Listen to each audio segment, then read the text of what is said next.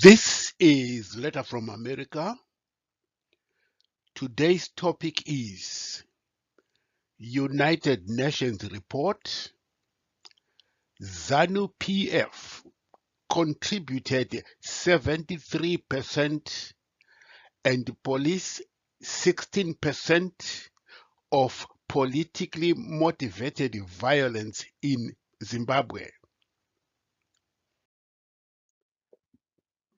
The year 2022 will undoubtedly be a repeat of 2008 in Zimbabwe's electoral politics. In the 6 months of 2022 so far, Zanu PF has unleashed a wave of terror against human rights activists and Zimbabweans who are perceived to be opposed to Zanu PF. In 2008, Zanu PF massacred in cold blood between 500 and 1,000 MDCT supporters led by the late Tsvangirai. The reason was the late Mugabe and Zanu PF had lost both presidential and parliamentary elections to MDCT. They, of course, refused to step down. This year, the brutal barbarism of Zanu PF terrorism is documented in both the United Nations Commission on Human Rights as well as the Zimbabwe Peace Project.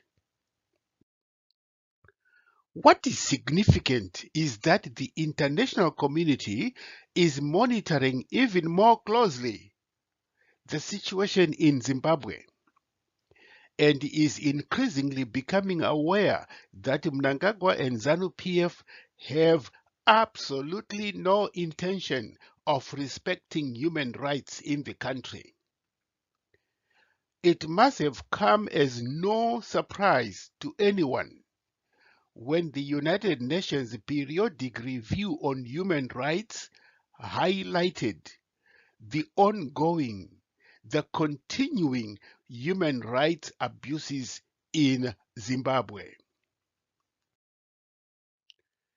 Minister of Justice Ziyambi's explanations about Zimbabwe's compliance with the human rights protocols was unconvincing and misleading.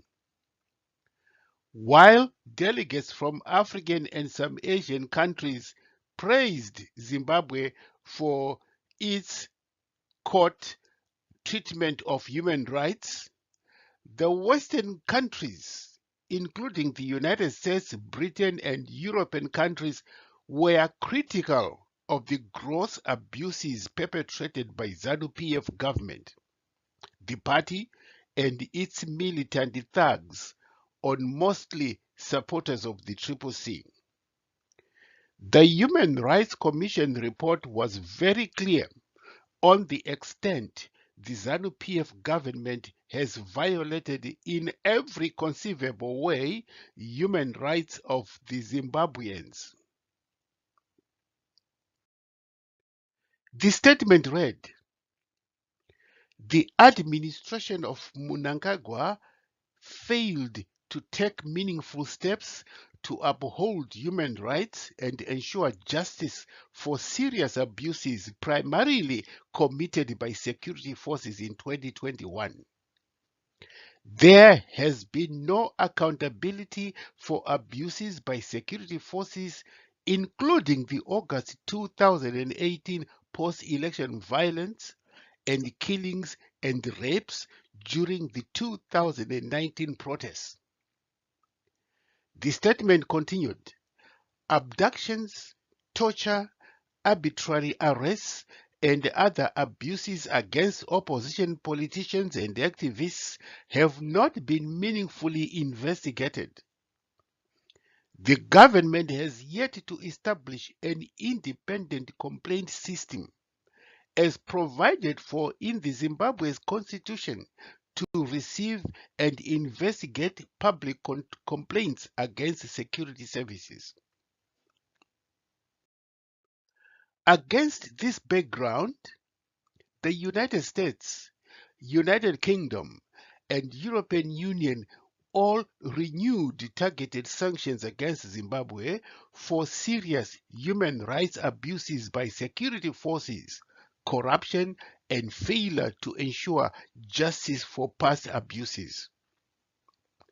According to the Zimbabwe Peace Project, or ZPP, Zanu PF contributed to 73% of all human rights violations, followed by the police, which contributed nearly 16% of these politically motivated violent activities. In the 4 weeks in March of 2022, Zimbabwe witnessed an unprecedented increase in politically motivated human rights violations designed to suppress campaigns by the newly formed Citizens Coalition for Change, or CCC, ahead of the by-elections that were held on March 26.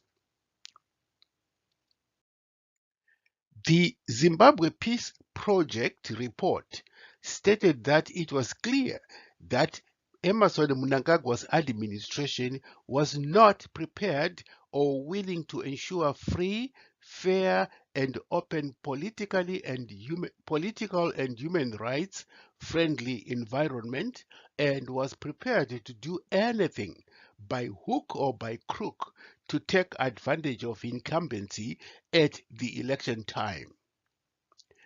The Zimbabwe Peace Project report quoted ZANU-PF spokesperson Christopher Mutsvangwa, who confirmed this when he said while addressing a press conference early March, "I want to make it very clear all over the world an incumbent party has an advantage of being in power to use the position of incumbency for campaigning," he said.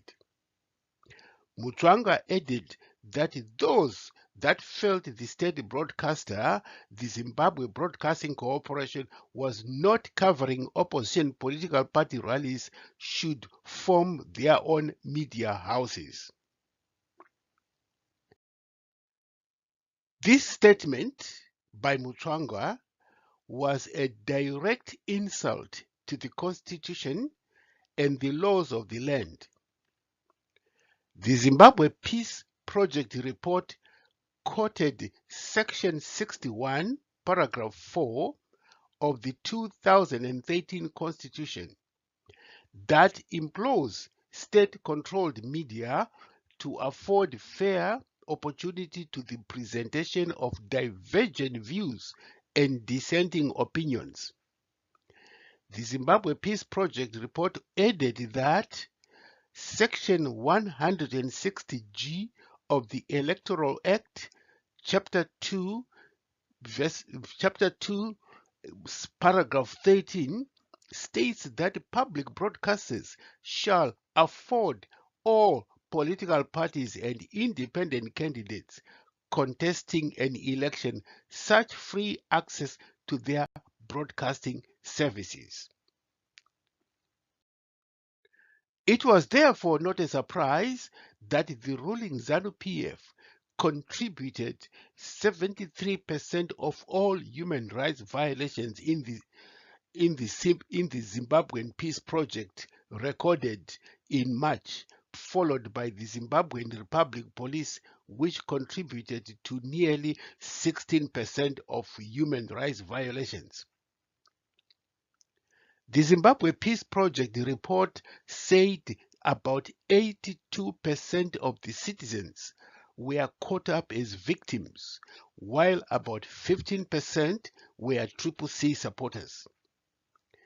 The Zimbabwe Peace Project report said We can only conclude that the state security agents who banned the three CCC rallies and used brute methods to disperse CCC supporters who had gathered for a rally in Gokwe and arrested dozens of CCC supporters for simply wearing their party regalia, party colors, were doing so in a way meant to give an advantage to Zanu PF. The ruling party continued to hold its political campaigns without the slightest hindrance and with full political protection. Those in Zanu PF who perpetrated violence against CCC supporters got away with it, the Zimbabwe Peace Project report said. The impunity has been so shameless that suspects in the gruesome murder of the Kwekwe CCC supporter Mboweni Ncube are reported to be on a rampage, threatening to kill witnesses lined up to testify against them in court. The Zanu PF activists also allegedly kidnapped Mboneni's sister, Judith, on 31 March and threatened to kill her for continuing to demand justice. Ncube was stabbed with a spear at a CCC rally in Kwekwe in February, and police, in a leaked memo, identified the perpetrators as Zanu PF members. The Zimbabwean Peace Project report continued. So it was within that uneven environment that Zimbabwe went to by-elections on March 26, and Zimbabwe Peace Project has continued to record unsettling incidents where ZANU-PF activists are hounding those who supported the CCC in the run-up to the by-elections. In Dangamvura, Chikanga and Bindura North, losing ZANU-PF candidates went around demanding back the meal they doled out to the people during the campaign period, while in Kwekwe, some vendors have been evicted from their stalls. The Zimbabwe Peace Project report continued. At Chikurubi Maximum Prison in Harare East, prison wardens are being victimized after Tendai Biti of CCC got more votes than his losing rival Mavis Gumbo. So, as March ended, the political tensions remained high, and with CCC having won the majority of the contested National Assembly seats, ZANU-PF has begun its campaign for 2023, and this is likely to keep the country on election mode, which is of great concern. The ZPP report continued. This is happening as the country's political temperatures are at their peak, less than 3 weeks before critical by-elections that are happening after a series of depressing political developments. And perhaps the true colors and character of Mnangagwa's government and the ruling party are coming out once more. The report continued. Like always, Mnangagwa's party, ZANU-PF, takes a lead in human rights violations recorded this month at 41%, and the Zimbabwe Republic Police, which is under his command and as the commander-in-chief of the defense forces, comes second after contributing 37% of human rights recorded in February 2022. In all this, machete-wielding gangs have resurfaced, and this month they contributed to nearly 5% of all human rights violations, and the spotlight of their action, Kwekwe, is Mnangagwa's hometown. For the first time in a long time, Midlands, where Kwekwe is located, recorded a surge in human rights violations, buoyed by the resurgence of the machete gangs, most of whom are artisanal miners loyal to Zanu PF and certain political figures. These are all are the same machete gangs that pounced on the opposition Triple C rally that was being addressed by the party leader Nelson Chamisa in Kwekwe, killing 2 and injuring over a dozen others. A day after Vice President Constantino Chiwenga incited violence by claiming that Triple C was a little Goliath that needed to be crushed with a stone. The incident has since become one of the darkest and increasingly violent incidents in Zimbabwe's political landscape.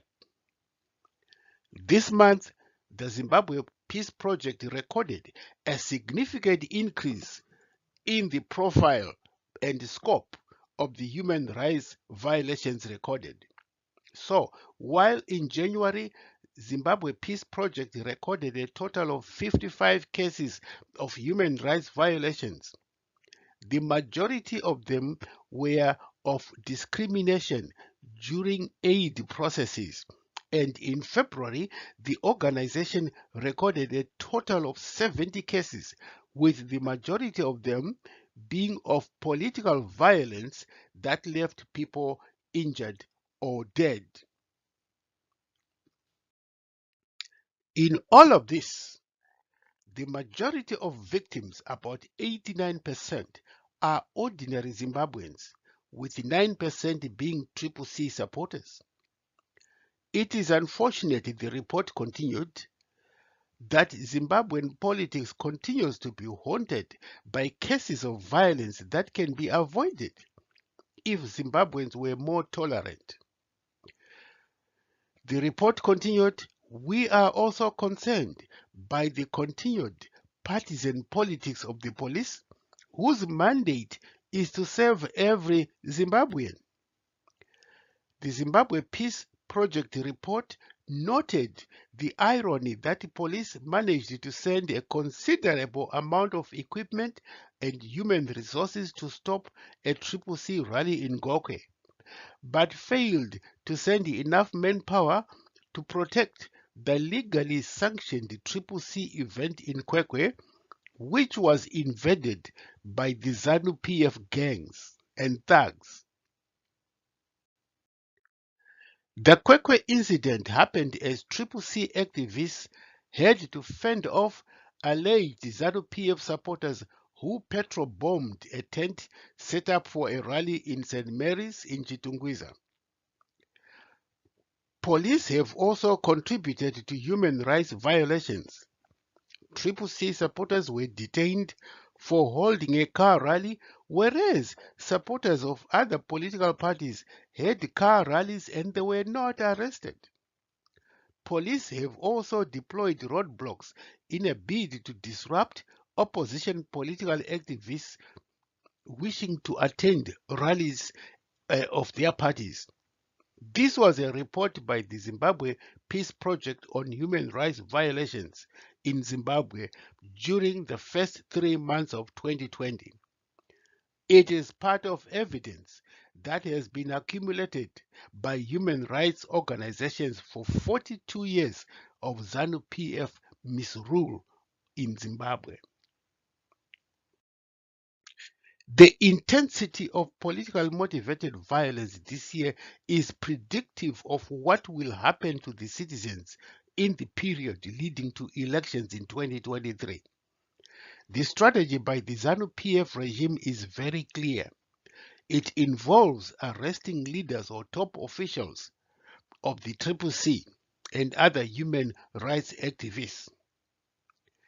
These can be easily identified if Triple C has structures and holds a congress. No wonder Triple C has put off both. This strategy by the Zanu PF regime resembles one used by the apartheid regime in South Africa in the 1980s. The apartheid regime in South Africa went after the leaders of the civil rights movement in the hope that their arrest would demoralize the people and eventually force them to give up on the struggle against apartheid.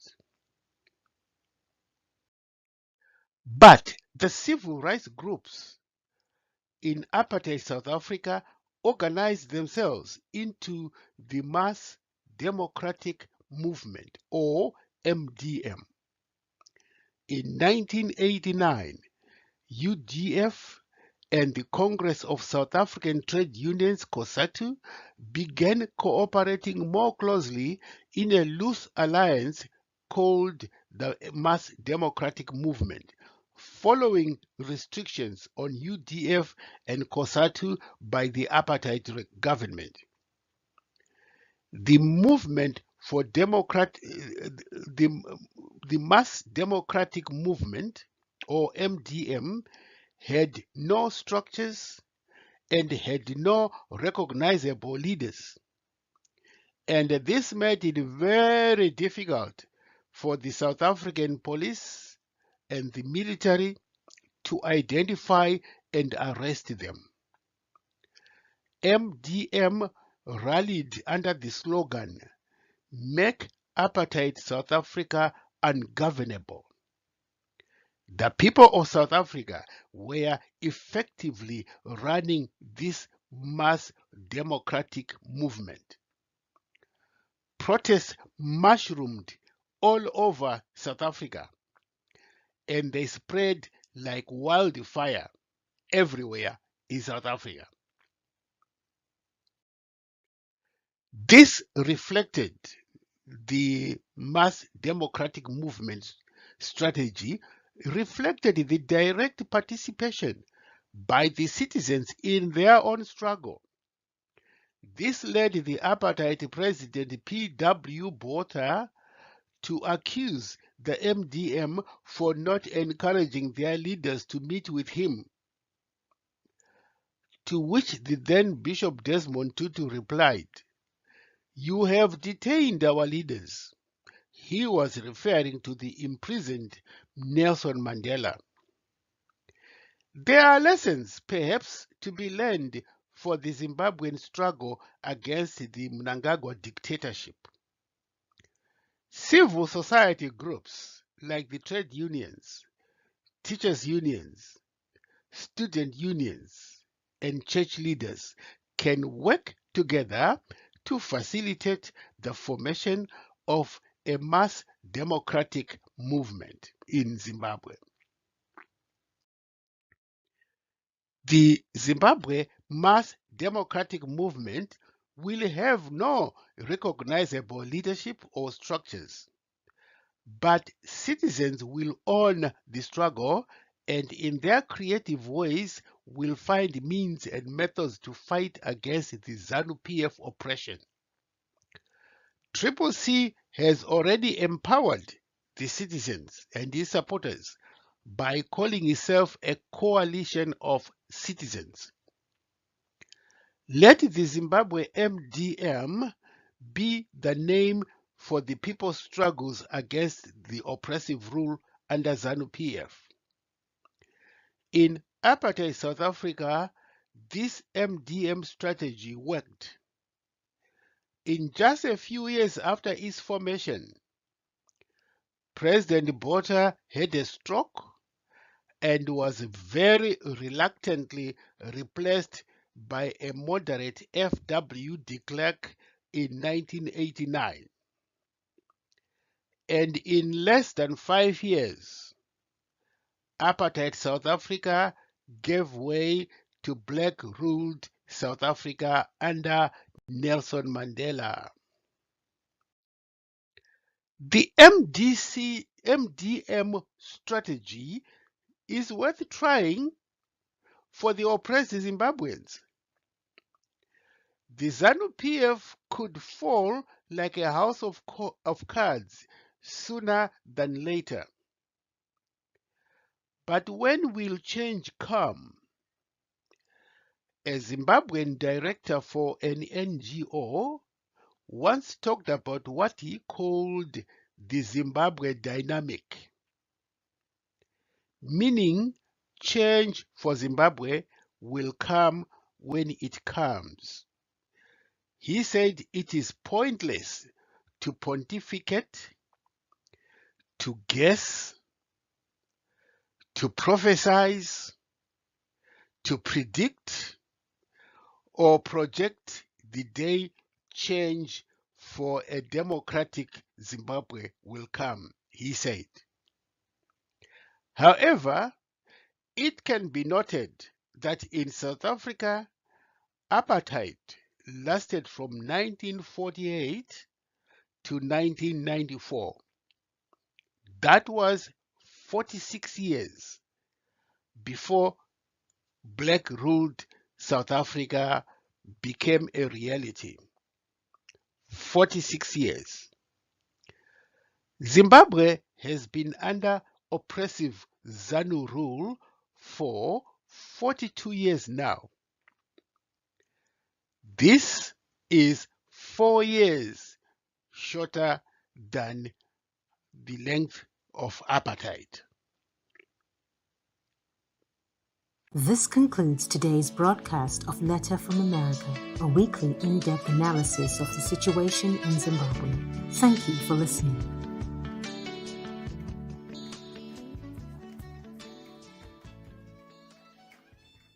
This concludes today's broadcast of Letter from America, a weekly in-depth analysis of the situation in Zimbabwe. Thank you for listening.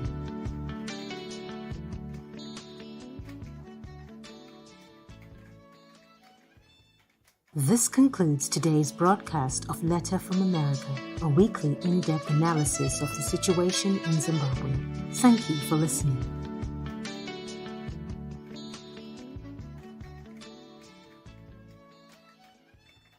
This concludes today's broadcast of Letter from America, a weekly in-depth analysis of the situation in Zimbabwe.